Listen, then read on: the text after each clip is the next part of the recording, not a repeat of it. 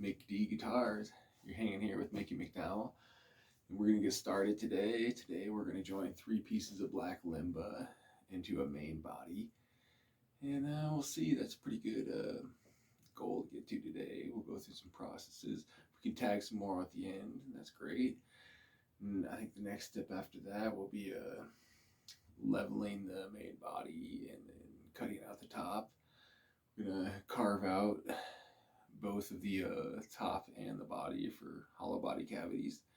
We'll get to that. I think we'll see how far we get today, and we'll try to get this main body.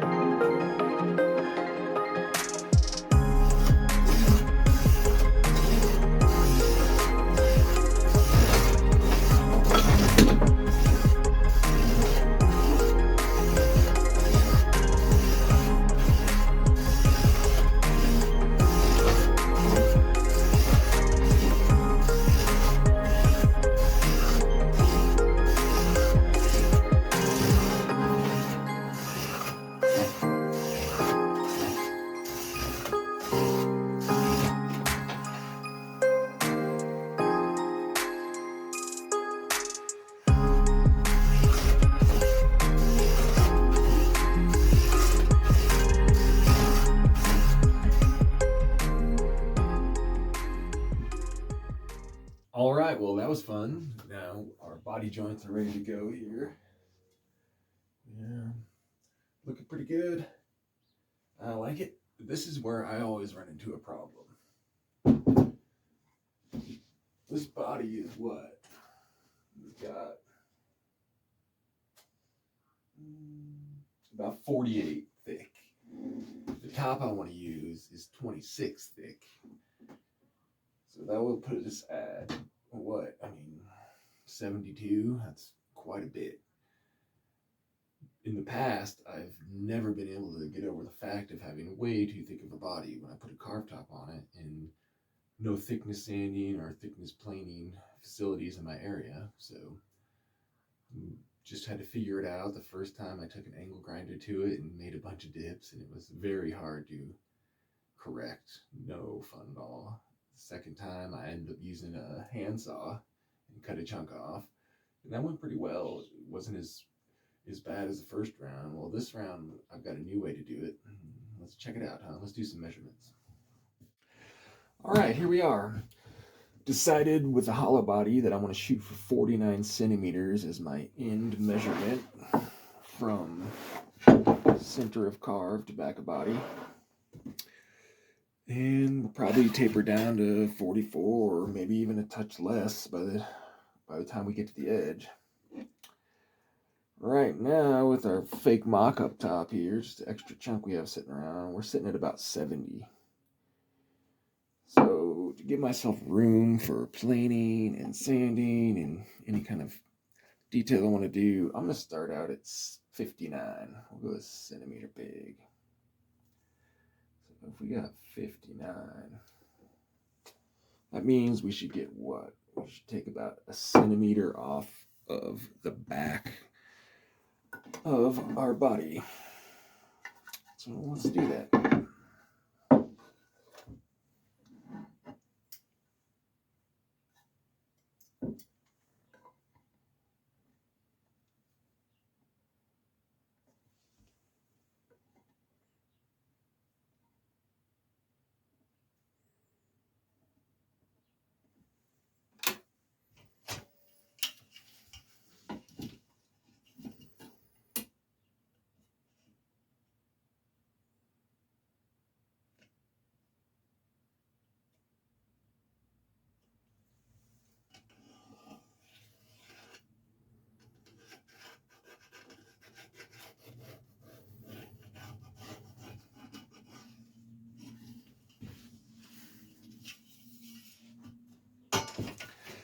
Alright, now this is where I've always run into trouble before.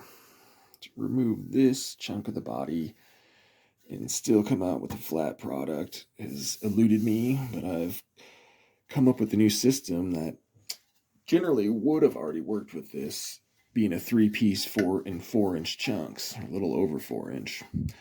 But I've got a way I can do even much larger chunks now, so let's take a peek, huh? Alright, well here we are at the bandsaw. It might be what most people could have expected, but when you're just starting out building, getting a bandsaw is not an easy task, you know? I mean, I have 5 Lee Nelson planes up there, and just that alone was quite the investment. This guy here has probably ran me about $900, I think. When I first got this, it was a 14-inch bandsaw with a 6-inch capacity. I can't believe it. I stumbled upon the Grizzly website, getting a new blade, and lo and behold, for $130, they have a 6-inch upgrade in height. So rather than buying a new blade, I went from 93 to 105 on the blade length, and now I have 12-inch cutting capacity. So even with an ES335 body that I have in plans, I can run a 9-inch piece of wood through here pretty easy. And show you some of the other things. When you first get this guard is almost worthless. I found a little trick that you get a thin offcut of wood and you add it into our system here. Boy, that thing is rock solid. Before that, it would move around, wander on you, everything. A couple other things I did.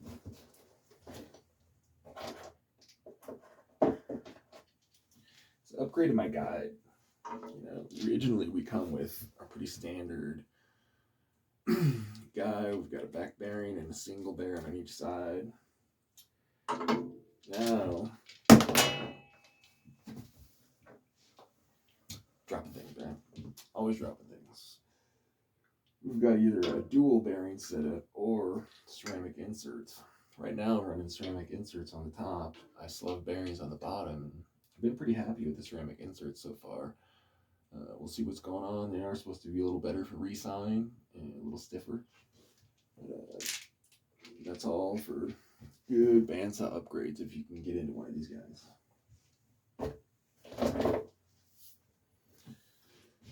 So let's get down to it.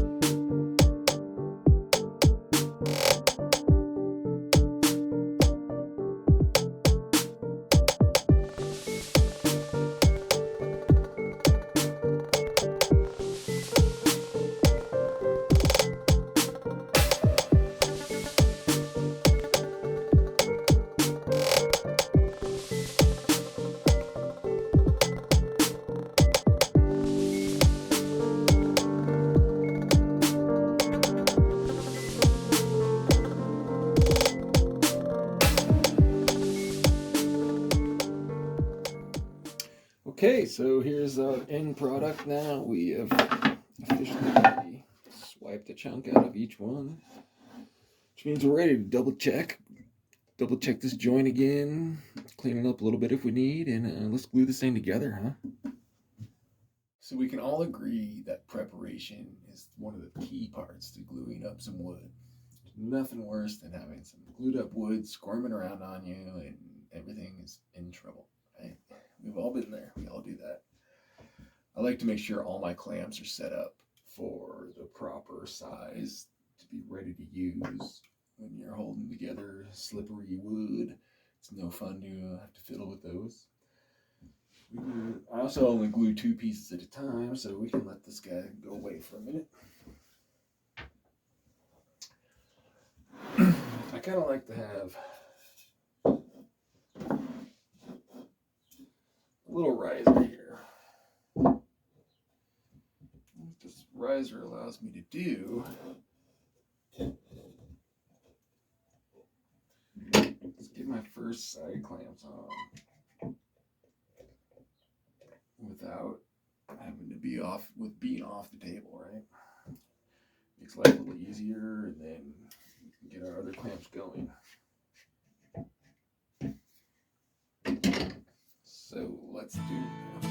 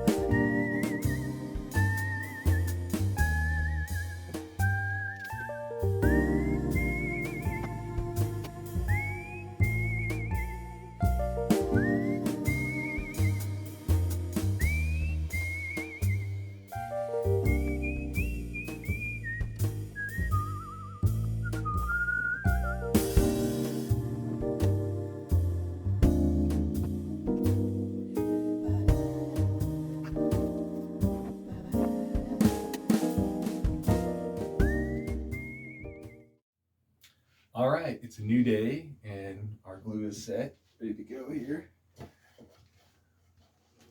is what we're looking at here. Not too bad on the back. Let's level this thing up, huh?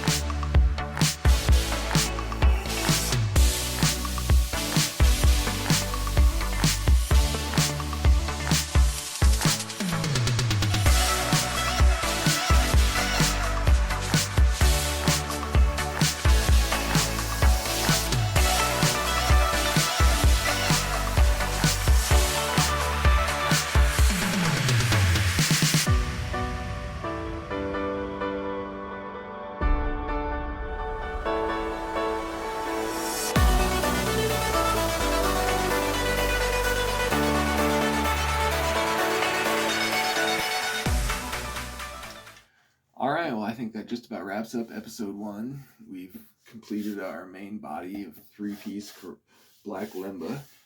We're sitting at 35 mil thick right now, which is still a little thick. We've got one completely square surface ready to glue on. We've got a rough sanded back. We'll get a close-up of both of these.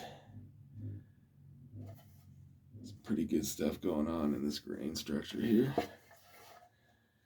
We've got our back. Alright, well I think episode 2 we'll start getting comfortable with our top. Start forming that. I generally cut out the top and the back before I do the hollow body cavities. It makes it a little tougher with the routing, but it just is more comfortable to me.